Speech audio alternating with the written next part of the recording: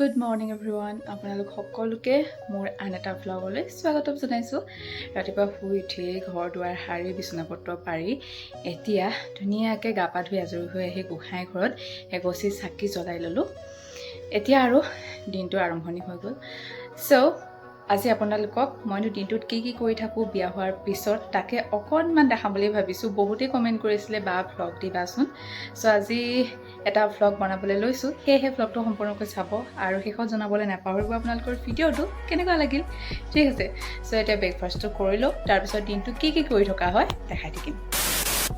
বন্ধু বান্ধৱীসকল, আজি মই আপোনালোকৰ লগত মোৰ ডেইলি ৰুটিনটো বা বিয়া হোৱাৰ পিছত মইনো দিনটো কেনেদৰে কটাওঁ তাকে আপোনালোকক দেখাম। ৰাতিপুৱা শুই উঠিয়ে এগিলাচ কুহুমীয়া গৰম পানী খাই লৈ অলপ দেৰি পিছত একাপ চাহ খাই মোৰ প্ৰথমে কামটো হ'ল যে বিচনাখন ধুনীয়াকৈ পাৰি লোৱা। ধুনীয়াকৈ এয়া মই বিচনা পাৰি ল'লোঁ। তাৰপিছতে আজি মই লগাম চুলিত তেল। বহুত দিনেই হ'ল ইয়ালৈ অহাৰ পিছত চুলিৰ একো কেয়াৰে লোৱা নাই, সেয়েহে বোলো চুলিখিনিত অকণমান তেল লগাই লওঁ। বিচনা পাৰি আজৰি এতিয়া ভাবিছোঁ অকণমান চুলিত তেল লগাই লওঁ। আজি চুলিখিনি চেম্পু কৰিম, সেয়েহে এয়া নাৰিকল তেলটো লৈছোঁ, পেৰাচুটৰ এল'ভেৰা নাৰিকল তেলটো। বহুত বেছি পাতলা হয়, লগাবলৈও ভাল আৰু ধুনীয়াকৈ চুলিৰ পৰা গুচি যায়, সেইকাৰণেও ভাল।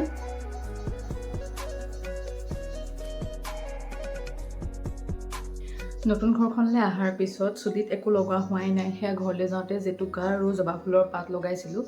ইয়াত আৰু বাৰীত কি বস্তু খুচৰি ফুৰিম, মানুহে হাঁহিব, সেইকাৰণে তেলকে আজি ধুনীয়াকৈ লগাই লৈছোঁ। কিবা এটা চুলিত লগাই থাকিলে ভাল, তেতিয়া চুলি সৰাটোও কমে আৰু চুলিখিনি দীঘল হোৱাটো সহায় হয়। আৰু এনেও আমি সপ্তাহত এদিন তেল লগাবই লাগে। ধুনীয়াকৈ মই তেল লগাই চুলিখিনি মাছাজ কৰি দিছোঁ।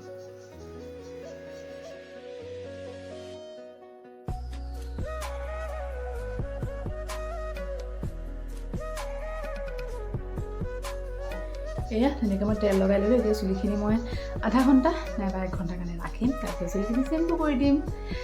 গা চা ধুই আৰু তাৰপিছত আপোনালোকক একেবাৰে লগ পাই আছোঁ। বাৰু এয়া মই গা পা ধুই ধুনীয়াকৈ আজৰি হৈ আহি গ'লোঁ। এতিয়া অকণমান বোলো স্কিন কেয়াৰ কৰিলোঁ। স্কিন কেয়াৰ মানে একেবাৰে নামতহে, কাৰণ এইকেইদিন ইমান বেছি গৰম পৰিছে। গৰমত যে মই কিবা মুখত লগালে একোৱেই মুখত টিকি নাথাকে, ঘামি গোটেইখিনি বৈয়ে যায়। তথাপিতো ছানস্ক্ৰীন অকণমান লগাই লৈছোঁ। তাৰপিছতে এয়া আৰু যিহেতুকে বিবাহিত জীৱন, সেয়েহে সেন্দুৰ ফুট গোটেইখিনি লগাই ল'লোঁ। তাৰপিছত মোৰ স্কিন কেয়াৰ হৈ গ'ল। স্কিন কেয়াৰ মানে নামতহে, কেৱল ছানস্ক্ৰীনটো লগাইছোঁ। তাৰপিছত গোসাঁই ঘৰত ধুনীয়াকৈ চাকি ধূপ জ্বলাই ল'লোঁ আৰু মোৰ দিনটো আৰম্ভণি হৈ গ'ল। এতিয়া যাওঁ পাকঘৰত, ব্ৰেকফাষ্ট ৰেডি কৰোঁগৈ। আজি ব্ৰেকফাষ্টত বনাম ৰুটি আৰু ভাজি। এয়া তেতিয়াহ'লে ব্ৰেকফাষ্টটো মই ৰেডি কৰিলোঁ।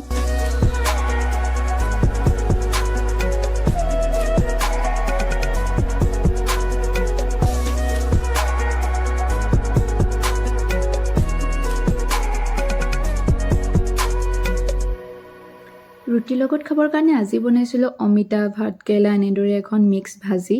আৰু এয়া মোৰ ভাজিও হৈ গ'ল, লগতে প্ৰতিদেৱে খাই এয়া ডিউটিলৈ ওলাইও গ'ল। মিষ্টাৰক টাটা বাই বাই কৰি মই আপোনালোকক মিষ্টাৰৰ ঘৰৰ ফ্ৰণ্টৰ অকণমান ভিউটো দেখাইছোঁ, চাওকচোন। আমাৰ তাৰ মানে মাৰ ঘৰখনৰ দৰেই ইয়াৰ পৰিৱেশখিনি অলপমান একেই হয়। আৰু এয়া চাওকচোন, ৰোৱনীয়ে ধুনীয়াকৈ কঠীয়া ৰুই আছে আৰু পৰিৱেশটো একদম গ্ৰীনেৰী হয়, খুব বেছি ধুনীয়া। আপোনালোকে কেনেকুৱা দেখিছে কমেণ্ট কৰি জনাবচোন। ভিডিঅ'টোৰ মাজতে মই আপোনালোকক এটা ঘৰুৱা উপায় শ্বেয়াৰ কৰিবলৈ বিচাৰিছোঁ, যিটো ঘৰুৱা উপায় ৰ'দৰ পৰা যদি আপোনালোকৰ স্কিনখন ক'লা পৰিছে তাক দূৰ কৰিবৰ কাৰণে খুবেই ভাল হয়। এতিয়া গৰম দিন, প্ৰখৰ ৰ'দ দিছে। এই ৰ'দৰ কাৰণে আমাৰ ডিঙিতেই হওক বা হাততেই হওক, ভৰিতেই হওক ক'লা দাগ বহে। মই আপোনালোকক ৰিজাল্টটো দেখাইছোঁ, চাওক কিমান আমেজিং হয় ৰিজাল্টটো। এই ঘৰুৱা উপায়টো বনাবৰ কাৰণে আপোনালোকে এটা পাত্ৰত লৈ ল'ব আধা কাপমান আলুৰ ৰস। তাতে আপোনালোকে 1 চামুচ পিঠাগুড়ি, 1 চামুচ বেচন, আপোনালোকে 1 চামুচ নাৰিকল তেল দি পেলাই ভালদৰে মিক্স কৰি ল'ব। আৰু আপোনালোকে যদি ডিঙিত নাইবা ভৰিত ভালদৰে ব্যৱহাৰ কৰিবলৈ বিচাৰিছে তেতিয়াহ'লে আপোনালোকে 1 চামুচ চেম্পু দিব পাৰে। আৰু ভালদৰে গোটেইখিনি মিহলি কৰি লৈ আপোনালোকে যোন অংশত ক'লা দাগ বহিছে তাত ব্যৱহাৰ কৰিব। কিন্তু এই পেষ্টটো আপোনালোকে মুখত একেবাৰে ব্যৱহাৰ নকৰিব, কাৰণ ইয়াতে চেম্পু ব্যৱহাৰ কৰা হৈছে।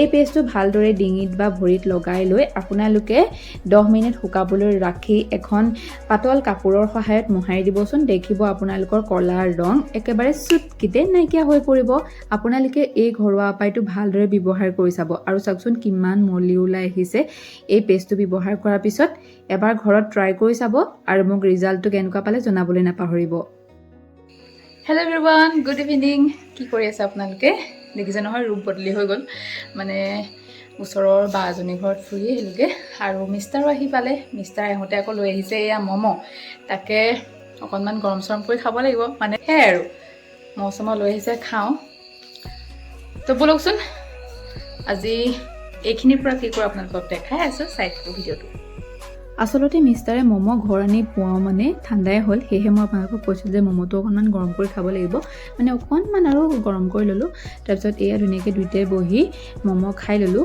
পিছে ম'মৰ চুপটো যে এনেকুৱা জ্বলা আছিল মই আপোনালোকক কি ক'ম হেহাই খাইছোঁ আৰু নোখোৱাকৈ মানে থকা নাই খাইহে এৰিছোঁ আৰু গাইছ ম'ম' চুপ খাই অৱস্থা বেয়া হৈ গৈছে এয়া দেখিছেনে ম'ম' চুপ খাই আছোঁ